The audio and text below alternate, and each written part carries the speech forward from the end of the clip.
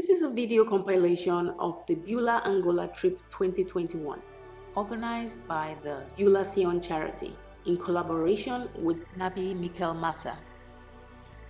Our delegation arrived around the weekend of August 14th. The guests stayed at a beautiful resort with very uniquely presented traditional huts. We had guests visiting from the United Kingdom and from the US.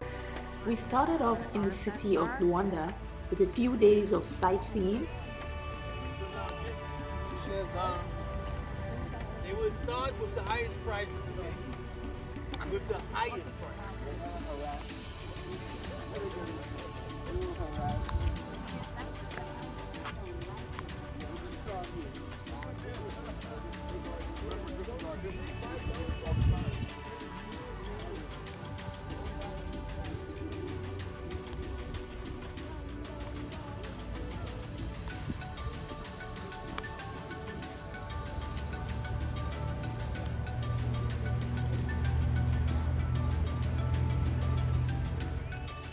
We visited the beach.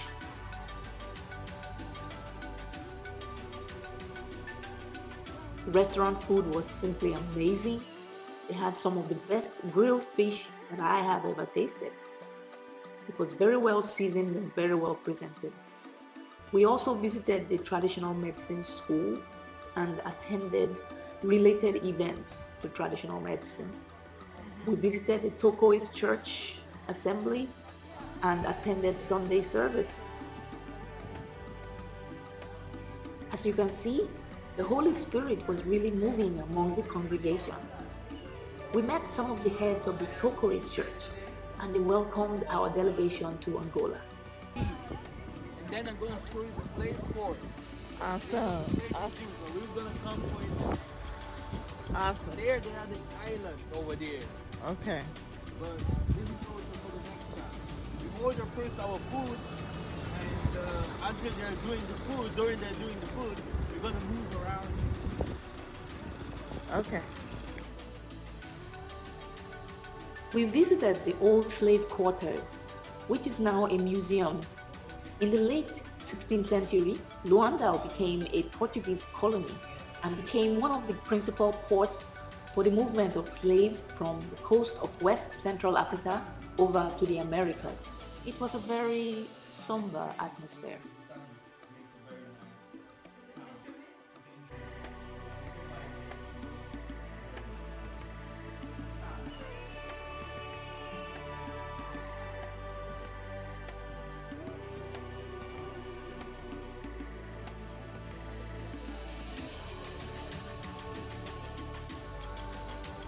We also visited the arts and craft market, where we saw thousands of beautifully designed art pieces made from wood and various natural materials.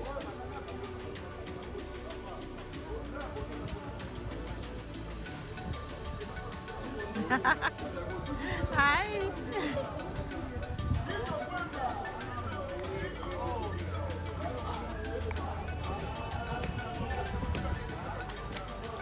There were art carvings, masks, paintings, drums, and other musical instruments, to name a few.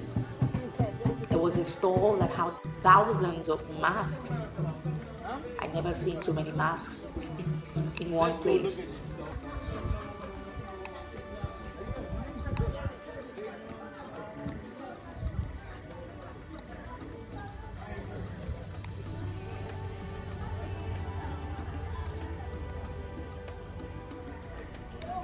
In this video, we see the demonstration of a native xylophone-style instrument. We also visited a market selling hand-woven items like hats, bags, accessories for dining tables, for your kitchen, and lots of beautiful baskets. We then visited the Museum of War, also called Museum Nacional de Historia Militar. There was a giant statue of the famous and very brilliant and courageous Queen Nzinga in front of the museum. On that particular day, the museum was closed based on their weekly schedule, but The staff were very kind to agree to let us have a private viewing. We saw a lot of military installations outside in the courtyard of the museum, a lot of warplanes and artillery. We also saw statues of European military generals.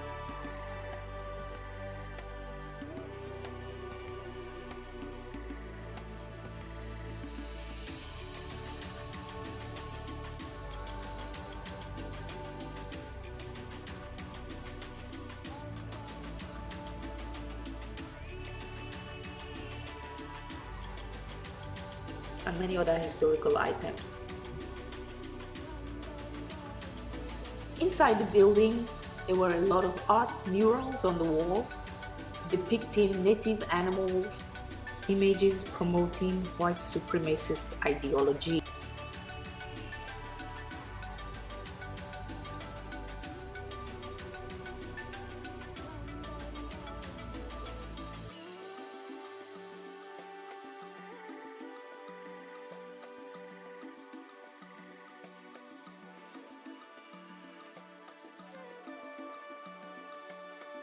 And religious idolatry. There were graphic images showing enslaved people from the land, slave ships, torture instruments. This brings to mind the saying in Ecclesiastes 10, verse 7, where Solomon said, "I have seen servants on horses, while princes walk on the ground like servants." Thankfully, the kingdom of the Most High is at hand.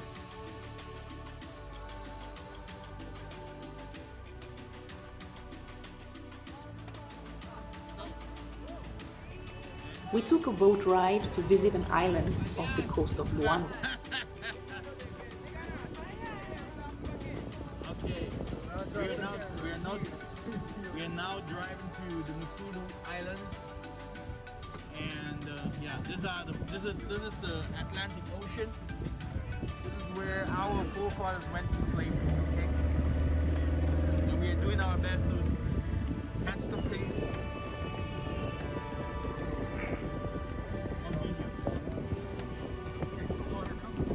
Comes in, right? I drove with some boats and water comes in like me. Yeah, let's see. I don't know about this guy. He might drive fast and the water won't. Let's go! Oh, you said you know it's not very long? It's the water. Why? I don't know.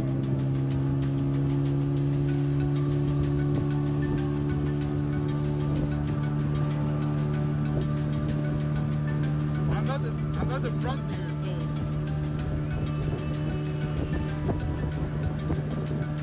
I think my wife is swimming too.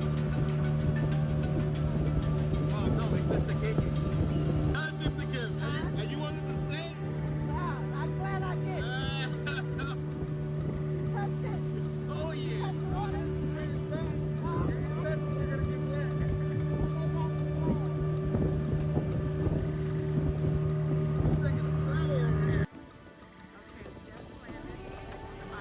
An island known as MUSSULO Island. This had beautiful beaches, and we were treated to a sumptuous private dinner at a very beautiful resort which had its own private beach. It was a VIP service with excellently prepared dinner with fish and vegetables. We had such a great time. We headed back to Luanda after our meal. The next day, we visited Luanda City to do some more sightseeing. We took a stroll in the streets while taking in the serene beauty and unique sights of the city. And then it was time for the real adventure to begin. It was time to visit Beulah, located in the mountains of northern Angola. We left Luanda around 6 a.m. and we headed north to the province of Beulah. On the way, we encountered quite a few police checkpoints, which delayed our journey quite a bit. At a point, we were required to stop and show our passport, presumably because we were at the border of north and south of Angola. Hey, yay. We stopped briefly to have our packed lunch, and then we were off again. heading in the direction of Wij. We arrived in Wij around 4 p.m. and continued to Makela de Zongo, where we spent the night.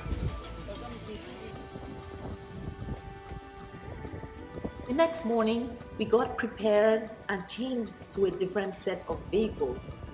We needed a different type of transportation because the road between Makela and Beulah is not paved, so we needed more rugged vehicles. The blue truck was the only vehicle that made it all the way to Beulah. At the time of making this video, the road to Beulah was in poor condition. We started out in a 7-seater SUV that made it most of the way to Beulah.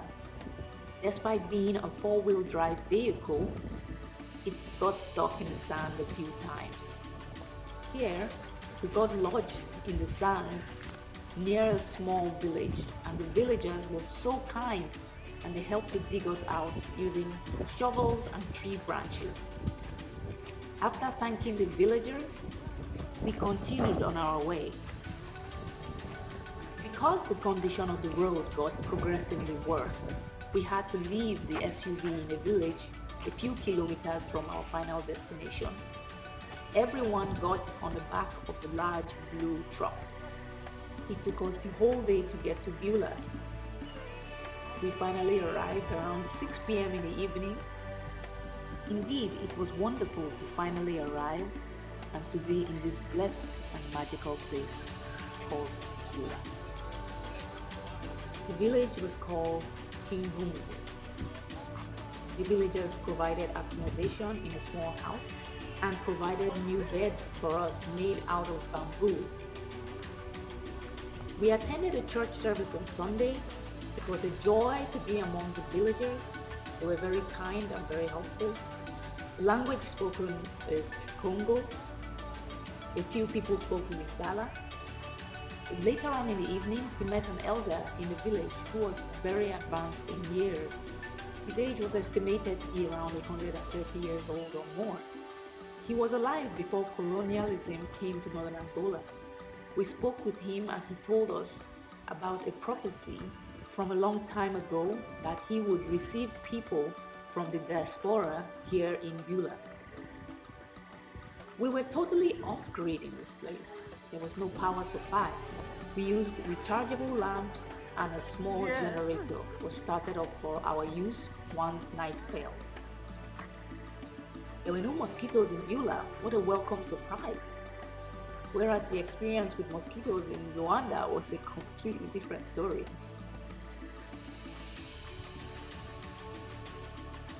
Our team brought some clothing and shoes for the children and the women in Beulah. These were donated by well-meaning individuals on behalf of Beulah Charity. Beulah Charity was established to develop the less privileged communities in the area. We aim to establish a primary school, large-scale agriculture, vocational training, supporting orphans and widows, women entrepreneurship. You can always check us out on beulahsion.org. We stayed in the village for 2 days, and alas, it was time to leave. After freshening up and having some breakfast in the morning, we said our goodbyes. Thank you, Beulah, for having us. On the way back to LUANDA, we stopped regularly to purchase fresh food items by the roadside, including yams, bananas, plantains, fruits, etc. Once back in LUANDA, we took a day of rest. We visited the hub of traditional medicine headed by Papa Kitoko, another amazing experience. He gave us various plant-based treatments for various ailments. We also attended his church assembly on Sunday, where one of our trip members was given access to actualize and open up the power of his personal spiritual path. It was a spiritually charged atmosphere. This trip created wonderful and unforgettable memories for everyone. Next year in 2022, we are planning a trip to visit Banza, Congo. All praises and glory to the Almighty Father. Thank you for watching.